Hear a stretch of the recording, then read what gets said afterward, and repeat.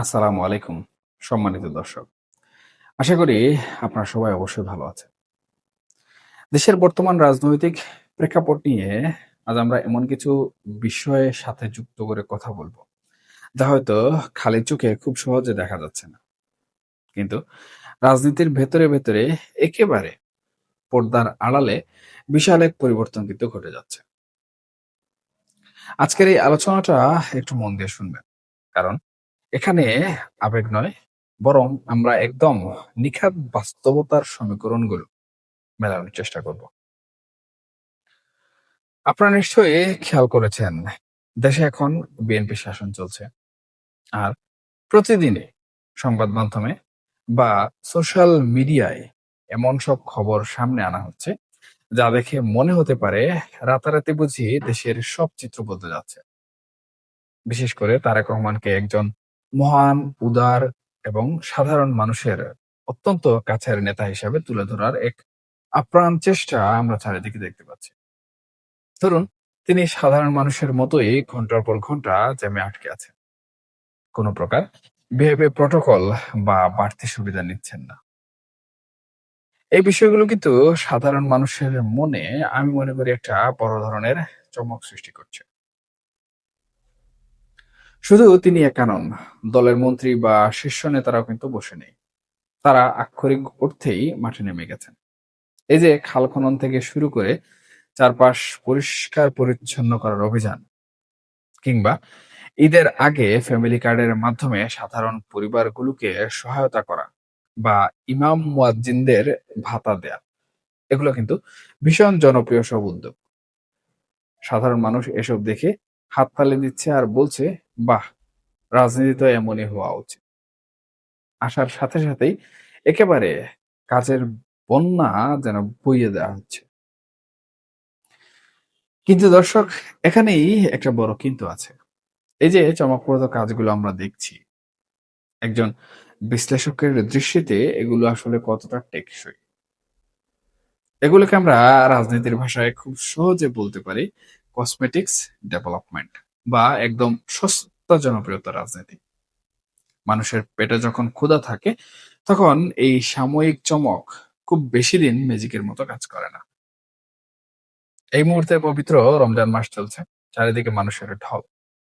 একটা গণতান্ত্রিক পরিবর্তনের পর মানুষ কিন্তু অনেক আশা নিয়ে কাজের খুঁজে রাস্তায় নেমেছে। কিন্তু বাস্তব চিত্রটা আসলে কতটা ভয়াবহ, তা হয়তো আমরা অনেকেই এখন পর্যন্ত বুঝতে পারছি না। একজন প্রতিষ্ঠিত গার্মেন্টস মালিকের কথাই এখানে আপনারা ধরতে পারেন।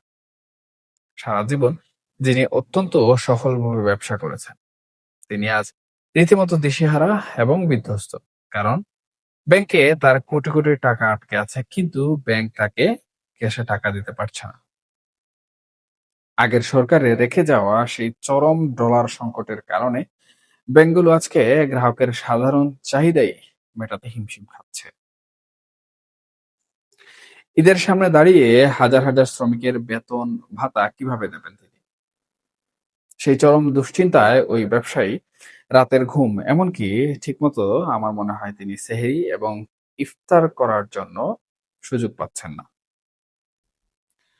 এখন সবচেয়ে বড় প্রশ্ন হলো, সরকার যদি এই খাল খনন বা ফ্যামিলি কার্ডের মতো জনপ্রিয় কিন্তু ব্যয়বহুল প্রকল্পগুলো চালাতে গিয়ে নতুন করে টাকা ছাপানো শুরু করে, তাহলে পরিণতি কি হবে? খেয়াল করে দেখবেন, শেখ হাসিনার আমলে যে ১০০ টাকার ক্রয় ক্ষমতা কমতে কমতে ৫৪ টাকায় এসে ঠেকেছিল, এখন যদি লাগামহীনভাবে টাকা ছাপানো হয়, তবে সেই মান হয়তো ২৭ টাকায় নেমে আসবে। আর এমনটা হলে দেশে যে ভয়াবহ মুদ্রাস্ফীতি দেখা দেবে, তা সামাল দেয়া বর্তমান সরকারের হাতে নেই। ইতিহাসের পাতা উল্টালে আমরা দেখি, ঠিক এই মুদ্রাস্ফীতির কারণেই কিন্তু একসময় জার্মানিতে মহাযুদ্ধের পটভূমি তৈরি হয়েছিল। আমেরিকায় বছরের পর বছর গ্রেট ডিপ্রেশন বা মহামন্দা চলছিল।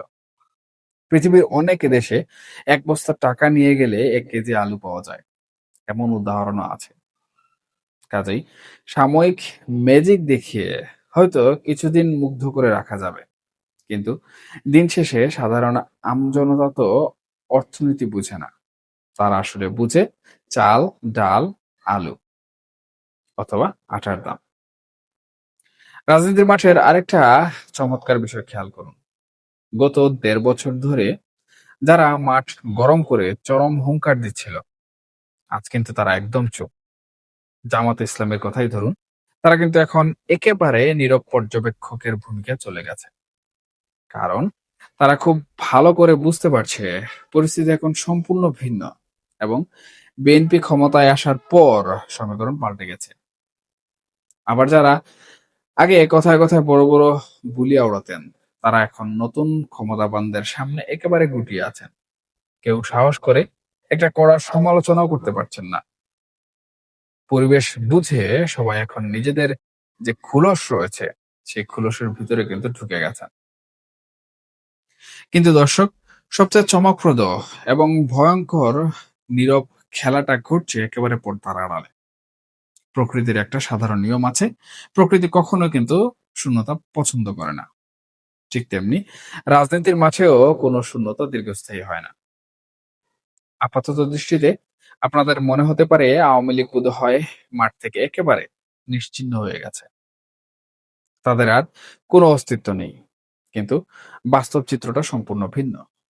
চরম বিপর্যয়ের মুখে পড়ে আওয়ামী লীগ কিন্তু এখন নিরাপদ দূরত্ব অবস্থান করছে ঠিকই, তবে এই নীরবতার সুযোগ নিয়ে তারা কিন্তু তলে তলে নিজেদের মারাত্মকভাবে গুছিয়ে নিচ্ছে। আমি ব্যক্তিগতভাবে এমন অনেক পুরনো হেভিওয়েট নেতার খোঁজখবর জানি, যারা একসময় নীতি নির্ধারণী পর্যায়ে ছিলেন এবং বর্তমানে আত্মগোপনে আছেন। অবাক করার বিষয় হলো, তারা এখন তাদের অতীত ভুলগুলো খুব গভীরভাবে উপলব্ধি করতে পারছে। তারা রীতিমতো অনুতপ্ত। একসময় তারা তারেক রহমানকে নিয়ে যে ধরনের মাত্রাতিরিক্ত হাসি ঠাট্টা কিংবা তুচ্ছ তাচ্ছিল্য করতেন, আজ তারা হাড়ে হাড়ে বুঝতে পারছেন সেটাই তাদের সবচেয়ে বড় রাজনৈতিক ভুল ছিল। এখন তারা এই ভুল থেকে শিক্ষা নিয়ে সম্পূর্ণ নতুন করে রাজনীতির ছক কষছেন। দেখুন, তাদের বর্তমান পরিকল্পনাটা কিন্তু অত্যন্ত সুদূর প্রসারী। তারা নীতিগতভাবে সিদ্ধান্ত নিয়েছেন আগামী অন্তত ২ বছর তারা বর্তমান সরকারকে কোনোভাবেই বিরক্ত করবেন না। এটাকে তারা সরকারের জন্য একটা হানিমুন পিরিয়ড হিসাবে ধরে নিচ্ছেন। এই নির্দিষ্ট সময়ের মধ্যে তারা দেশে কোনো রাজনৈতিক হট্টগোল না পাকিয়ে নিজেদের সাংগঠনিক কাঠামোকে একেবারে তৃণমূল পর্যায় থেকে শক্ত করবেন। যাদের নামে মিথ্যা মামলা হয়েছে অথচ যারা অন্যায় করেননি, সেই আত্মবিশ্বাসী নেতারা ধীরে ধীরে বিদেশ থেকে দেশে ফিরে আইনিভাবে পরিস্থিতি মোকাবেলা করার প্রস্তুতি নিচ্ছেন। বাংলাদেশের অতীত রাজনীতি যদি আমরা ঘাঁটি, তাহলে আমরা দেখতে পাই আওয়ামী লীগ কখনোই কিন্তু চরম প্রতিকূল পরিবেশে পড়ে পালিয়ে যায়নি। তারা ঠিক একইভাবে একদম নিচ থেকে শক্তি সঞ্চার করে আবারও উঠে এসেছে। কাজেই দর্শক, যারা ভাবছেন সব খেলা শেষ হয়ে গেছে, তারা হয়তো মস্ত বড় ভুল করছেন। রাজনীতিতে আসলেই শেষ খেলা বলে কোনো কিছু নেই। একদিকে বিএনপি যেমন তাদের জনপ্রিয়তা ধরে রাখার জন্য আপ্রাণ চেষ্টা করছে এবং চমক দেখাচ্ছে, অন্যদিকে দেশের অর্থনীতি কিন্তু চোখ রাঙাচ্ছে এক চরম বিপদে। আর ঠিক এই দুইয়ের মাঝখানে চরম নীরবতা পালন করে অত্যন্ত সুকৌশলে শক্তি সঞ্চয় করছে আওয়ামী লীগ। আগামী দিনগুলোতে এই রাজনৈতিক দাবা খেলায় কে শেষ হাসে হাসে, মুদ্রাস্ফীতির ধাক্কা সরকার কিভাবে সামলায়, আর সাধারণ মানুষের ভাগ্যে আসলে কি জোটে, সেটাই কিন্তু এখন সব থেকে বড় দেখার বিষয়। আজকের মতো আলোচনা এখানেই শেষ করছি। আপনাদের সবাইকে চোখ কান খোলা রাখার অনুরোধ রইল। চারপাশের ঘটনাগুলোর পেছনের কারণ খুঁজার অবশ্যই চেষ্টা করবেন। দেশের রাজনীতি এখন যে বাঁক নিচ্ছে, তা হয়তো আমাদের কল্পনার চেয়ে অনেক বেশি নাটকীয় হয়ে চলছে। এবং আজকে যে কথাগুলো বললাম, এই বিষয়ে আপনাদের যে গুরুত্বপূর্ণ মন্তব্য রয়েছে, সেই মন্তব্য করতে আপনারা কোনোভাবেই ভুলবেন না। আপনাদের মতামত আমাদের জন্য অত্যন্ত গুরুত্বপূর্ণ। সবাই ভালো থাকুন, সুস্থ থাকুন। অবশ্যই নিরাপদে থাকবেন। আল্লাহ হাফেজ।